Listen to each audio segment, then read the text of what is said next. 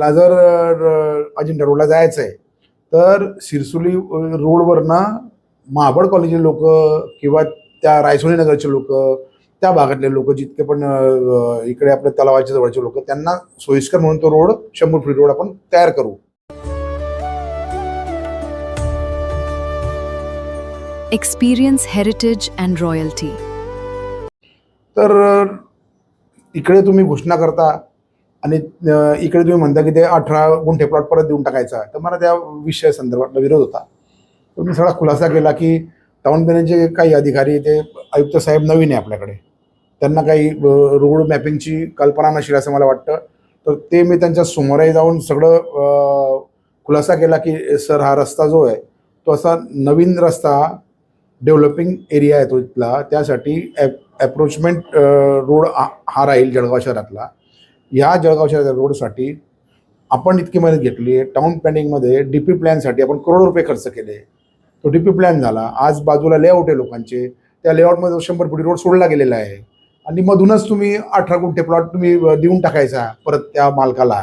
तर मला असं वाटतं की लोकांना गैरसोय होईल. पहिली गोष्ट तर शासन मान्यता करणार नाही या विषयाला. तर मला फक्त एवढंच सांगायचं होतं.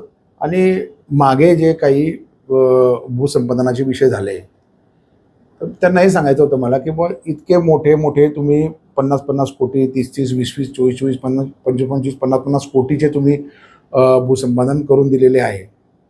तर त्या टायमाला तुम्ही महासभेत विषय घेतला का? आज तुम्ही 1.5-2 कोटी रुपयाच्या विषयासाठी तुम्ही आज महासभेमध्ये येत आहे. त्या टायमाला तुम्ही कोणाला विचारलं नाही. सगळी यंत्रणा खराब आहे टाउन प्लॅनिंगची.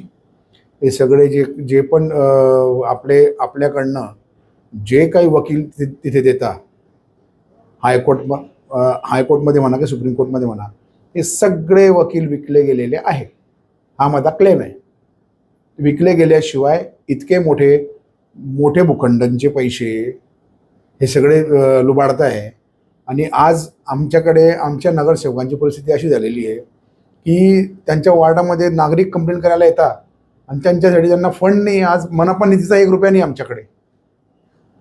हे 2 ते 2.5 महिन्याची जी परिस्थिती, जे मागच्या 2.5 वर्षाची जी परिस्थिती होती, जे प्रशासनाने ज्या टायमाला आमचं जेव्हा मागच्या पंचवार्षिकचं आपलं संपल्यानंतर जे प्रशासनाने जेव्हा धुरा हातात घेतली होती, त्या टायमापासूनचा हा विषयच आहे. आणि जुने विषयाला यांनी वकील लावून सगळं मलाही खाऊन घेतले. तर आमचं हेच क्लेम आहे की आता जे काही निर्णय घ्याल ते सर्वांना समजून, ज्याचा सगळ्याचा फायदा झाला पाहिजे महानगरपालिकेचा, आणि त्यातल्या त्यात नगरसेवकांचे कामं सगळ्यांचे झाले पाहिजे. तर ते मी सर्व तिथे खुलासा करून दिला.